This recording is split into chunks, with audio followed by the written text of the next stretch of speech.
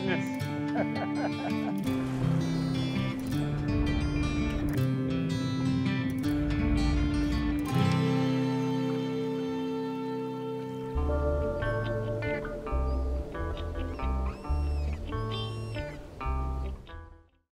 Yankeetown is a cool little place. It's right at the mouth of the Withlacoochee River up in the northwest Florida and also borders the Gulf of Mexico. And what that means is there's a lot of water. A lot of shallow water to fish, and there's some great inshore species to be targeted in these areas. Yankeetown is definitely a small town. It's one of those places where everybody knows everybody's name. We're staying at the Riverside Inn, and right when we get there, we walk into the place and you're greeted like you're a neighbor, like you've been there forever, and it's such a good feeling. This isn't our first visit to Yankeetown for real time. We did a trip here a couple years ago, fishing the offshore waters, fishing for grouper, and I tell you, that was an insane fishery. But I tell you, seeing all of those marshes on the way out to those grouper grounds, it really made me want to come back and really try this inshore fishery that this area is also known for. We're gonna be fishing with Bill Ness. He's been fishing here a long time. The guy fishes 5 days a week, so he knows the water. He has his fingers on the pulse of what's going on, and I know he's gonna be able to put us on the fish. All right, Yankeetown, Florida. This is old Florida. Bill Ness, you're on this water 5 days a week, you're saying. What do you got in store for us today? Well, with the, we're on a full moon. It's cold front, first big cold front of the year, full moon, early morning. We're gonna wait till the water comes in. We'll probably catch some trout, flounder, drum. As the tide comes up, we'll try to go catch some redfish and see what the day brings us. So we got some real low negative tides here. This is very tidal dependent area. You said you had tidal swings of 5-6 feet in a day? Yeah, it'd be easily 5-6 feet swing today from where it's at right now. Wow. And when we come back in, everything that's all mud right now will all be underwater. You can even see on that big cypress tree right there. See how high that water line goes up? Incredible. This is such a beautiful area. I mean, these old cypress trees, this marshes, this is a gorgeous area to come and visit, and the fishing is great. We've done a trip here before. We did a grouper trip offshore, trolling plugs, and that was very successful, and I'm anxious to get out here and try this inshore stuff. Yeah, I'm really excited. I love fishing here. I've been fishing here for a very long time and spend a lot of time out here doing this. And the best part about fishing here is we probably won't see another boat today. I mean, we might see a couple, but not many. I mean, this is going to be all us today. It's a pretty special place, man. I tell you what, Bill, I'm really excited to get out here and see what today has in store for us. Yeah, I'm excited. I know that if we put our work in today and put our time in, we're going to end up having a great day today and should catch a lot of fish, have a lot of fun. So let's do it. Let's go do it, man. Weather's changing. We had our first cold front come through, so the temperatures are cooler. We're just gonna get out there and really just try to do a bunch of different things. We're gonna target trout, redfish, maybe some sheep's head, maybe some flounder. We're just gonna play it by ear, do a bunch of different things, and see what this area has to hold for us.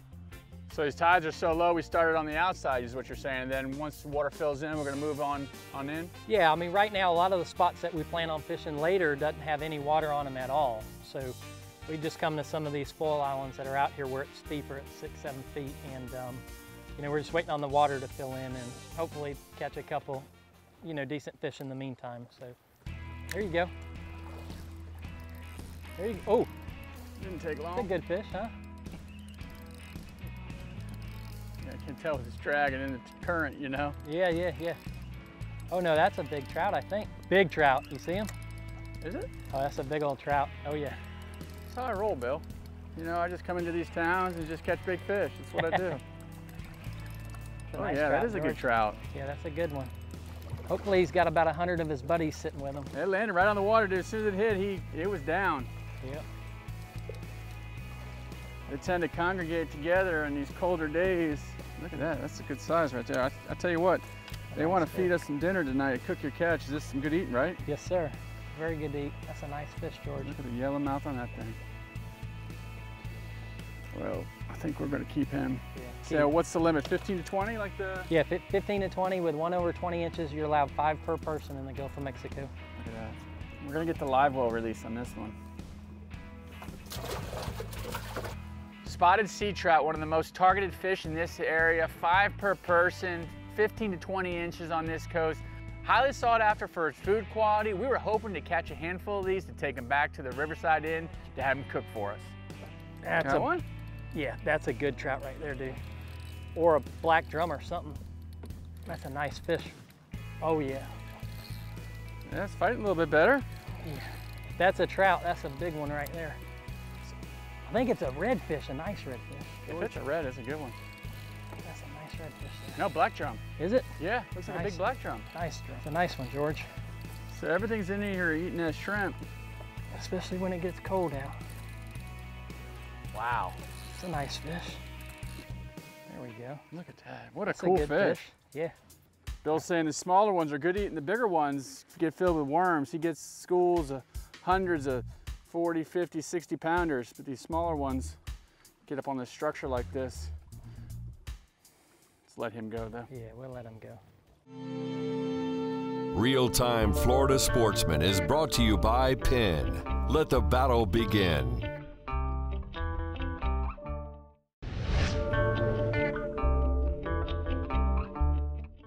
Talking to Bill, he said there's gonna be a 6-foot tidal swing today. Now that is huge. I'm used to a 1-2 foot tidal swing.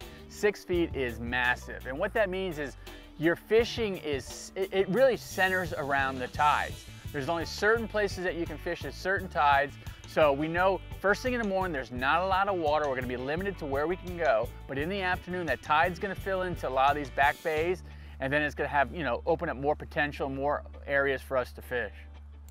So what do we got going on this? Well, we got a fish going on is what we got going on here. Nice trout there, George. That's so just a little different area. We moved out, a little deeper water. We're sitting in like 8 feet of water here.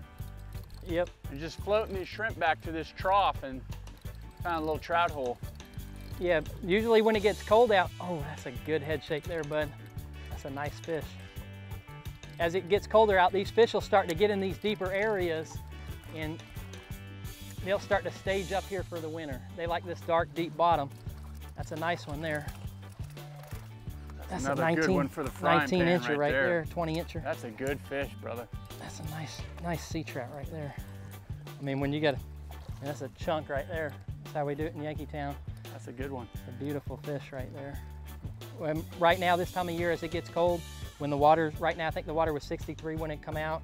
It's like 66, 67. I mean, we catch these things straight through March, and they'll usually school up in these colder, in these colder times, and we're just catching them on shrimp. I mean, it's not rocket science. Yeah, it's something anybody can do. Come out here with a shrimp on a popping cork and just drift it through there, and we're right outside the channel, right outside of Yankeetown. There's no secrets here. Yep, that's a nice one. That's a 3.5 pounder right there.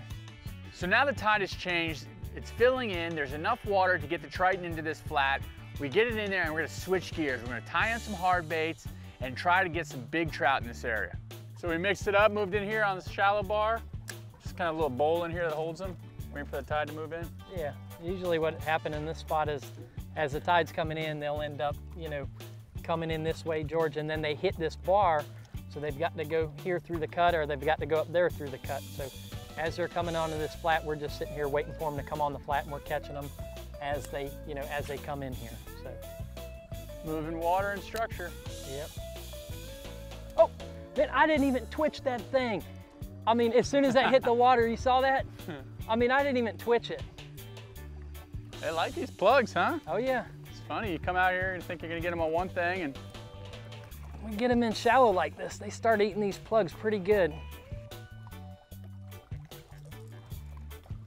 That's a chunky little fish there. Another nice little fat one. It's great to be with a guy that knows exactly where the fish are gonna be, when they're gonna be there. I mean, he said, this is the time they're gonna be there, this is where they're gonna be, and I tell you, it's exactly what he said came true.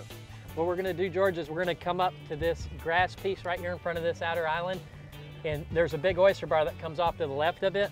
So we're gonna kind of power pull down and use the wind to throw our baits up near the grass. All right. And we'll fish, and if we don't catch anything, then we'll drift up into it and try to fish the backside of it. And we're just gonna get our big shrimp up here, and hopefully we can get a couple big reds.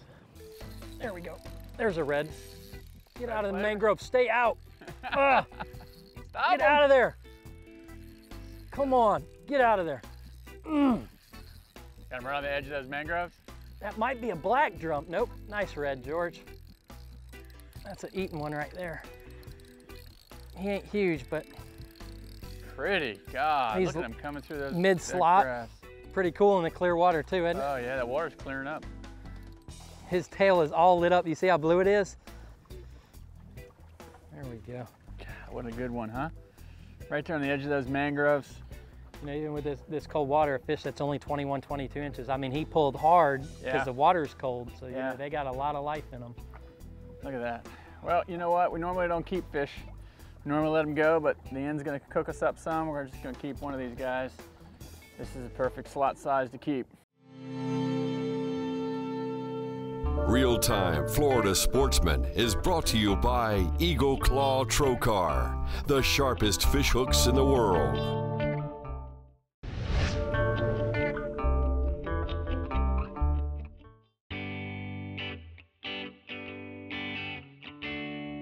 Pretty basic setup here, just a 3500 slammer, 10-pound braid.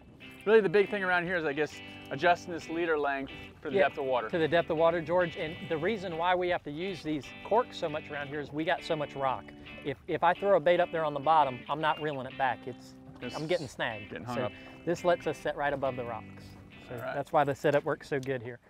A redfish, along with the trout, are one of the most targeted species in this area. Again, great food quality, awesome fight, and you can find them in a variety of different locations. George is on. I got one. George has got a nice red.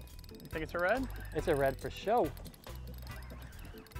When it comes up and does that little boil, it's definitely a redfish. A little red. All right. A little redfish. Not a monster, but it's still red. Right there on that point. Yep. Usually find a bunch of these together when they get this size? Or? Yeah, usually when they're that size, George, they are, you know, there's a whole bunch of them together when they're that size, when they're 15, 16 inches like that. So is there a better time of the year to be here than another? Or?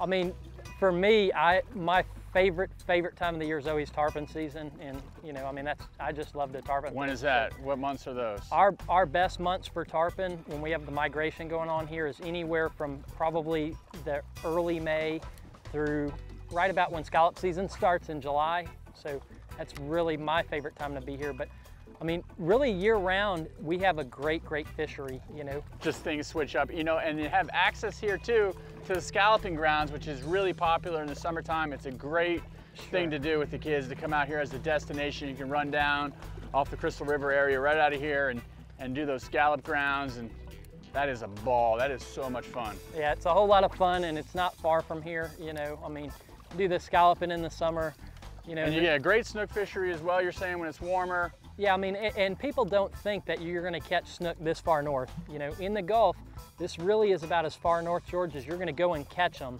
is right about where we're at. And for whatever reason, I don't know what it has to do with. It's gotta be those springs, the natural springs that holds that mild temperatures for the water. Really I think what Bill's saying is it ain't a bad time you can come to Yankeetown. Yeah, I mean, there's always something going on here. You just gotta, you know, get some accommodations and find a guide that'll, you know, who's plugged into the fishery, George, and who's out here every day, really. That's the key. Is definitely something I recommend. What a great day. We had some fish for the fry back at the inn. We had a full day of fishing in. We decided, you know what, let's head back and let's get some dinner. How good is it that you just caught these fish? A couple hours later, you're sitting there and they bring you out a plate full of fried fish that you just caught yourself. So we're sitting at dinner, and the owner of the inn, Kai Lewis, old timer, been here for a long time, been fishing his whole entire life, he's got more trophies and accolades and awards under his belt than I could ever dream of, starts talking to us about fishing, and that's how this town is, such nice, friendly people. He offers to take us out on an airboat ride the next morning and show us some unique things for this area. I was so quick to jump on that opportunity, and I could hardly sleep the night before waiting to get out there. All right, we switched up a little bit today. Left the Triton at home. We are going super shallow. Kai Lewis actually owns the inn. We had dinner last night, was telling us about this. Took us out on the airboat. This negative low tides with this big moon causes these little, you know, potholes back here that these actually redfish get stuck in, you were saying, right, Kai? Right. You just come back here, and this is the only way to get back here. I mean, we're running over inches of water, in some instances just mud to get back here. And these redfish get trapped in here? They get trapped in here, there's no place for them to go, so it's like fishing in an aquarium or something. Your own private spot. So we're just back here in the marshes, and I tell you what, this is, they call it the Nature's Coast for a reason. This place is gorgeous. You can see some reds just humping up here. It's crazy. We're gonna try to catch a couple.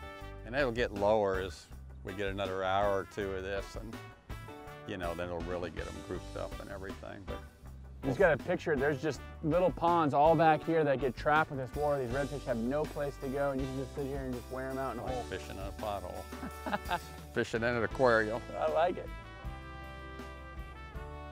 There's one. Got one. Awesome. Grabbed one. How cool is that, man? Redfish right there. Eat that savage shrimp. Just bouncing it across the bottom. Look at that. That clean water. It's almost cheating, I tell you, but I'm okay with cheating. That's what it's all about. Look at that little guy. We're seeing them moving around. I thought they were all mullet. I threw right in front of it, but nope, it's a little red. Yeah, no, there's some of those bigger wakes are definitely some nice redfish in here. And I tell you, this is my first redfish out of an airboat. This is my second trip on an airboat, my first fish out of one. What a cool way to get back here and do this. Just something totally different, totally unique. Makes me want to go home and buy one of these things.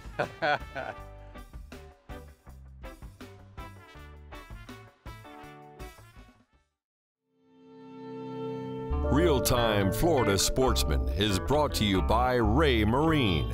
Don't just go fishing, go hunting underwater.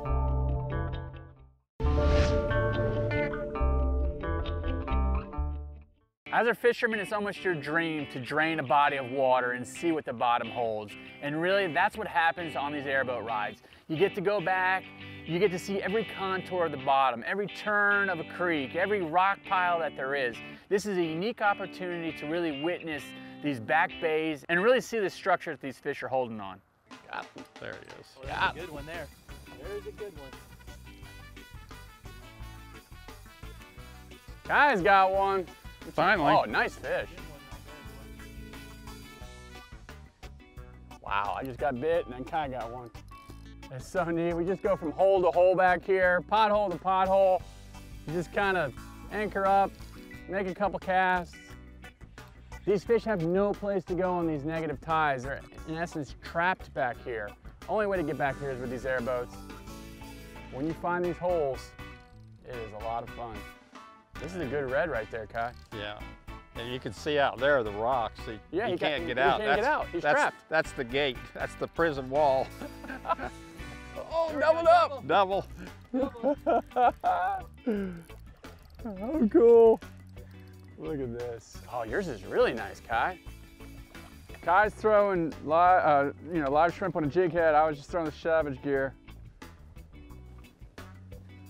Look at these fish. Look at that one. That's a good. That's what we're talking about. That's a quality fish. Who said you can't catch fish in shallow water? A cold day, sitting here in November on a negative tide, almost a full moon. Tides are really low. Look at that. That's what it's all about right there, folks. That's so much fun. So much fun. Oh, this fish is you almost feel like you're cheating, but they got no place to go. They're stuck there. And amazingly, they're gonna eat. You get the bait out there, you drag it across the bottom, and at one point, every cast, I was catching a fish. These things are starting to stack up. Every hole we go to, we're catching 4 or 5 out of every hole. Shooting fish in a bucket, Yep. literally. Yep. Nice red. Yep, nice little redfish. Another keeper, just at the bottom of the slot, probably 19, 20 inches. How fun is this? Yeah, man, this is awesome. And honestly, as it gets colder, a lot more fish will start coming into these creeks. Yeah. And, I mean, normally we're they'd just at be the very beginning of this, aren't we, Kai? just one right after another. Yep. Just right at the beginning. I think I need to get a Triton airboat. Have him make one for me. That's awesome. I'll let this girl go and throw back in there and catch another one. But just look around us. There's no way out unless you have an airboat. You'd be walking out of here, wouldn't you, Kai? Yep. It's a long walk, but there's everything's locked in here. Once these little pools dry out, the tide is still falling. It looks as low as it is right now. It still has another hour of falling on these negative tides. There we go. Ooh, nice one. God, he was close to the boat. Right far out there. That's a good fish right there. Yes, So it he's is. pulling the boat around. Yeah, I'll put thank y'all you. back in good range. Nice sheephead. Big old sheepy. I had a feeling the way he was pulling. Boy, I guess. You want How the we net? did in Yankeetown, right, Kai? Yeah. Oh my God. It's a nice That's- fish. That old jailbird there. Yeah. It's a good one there for a creek. Yeah. That's a real good fish. God, that thing is. A chunk for being in a creek. That looks like one I catch out there grouper fishing. To take a moment and just to look around and see the landscape and the contour of the bottom and the oyster beds, it's so vast. There's so much of this to go out and explore. And I tell you, having that airboat and having that ability to get back there, you could get lost for days out there and have a great time just discovering new water. I can't thank Bill enough, Kai, his lovely wife Nancy. I mean, this whole town has pretty much taken us in, treated us like friends, treated us like family, and shown us the best of the nature's coast. Oh, nice. Right in the Oh, I trolling just motor. got hammered. Doggone, man. It would be nice to have a double right there. Yeah, how rookie is this move?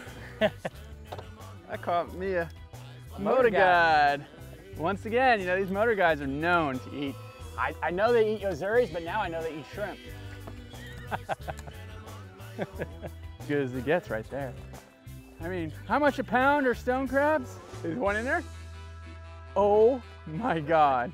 Just come out here with a golf club. I don't know why they make a big deal about it. Just stick your good club in a hole and pull it out.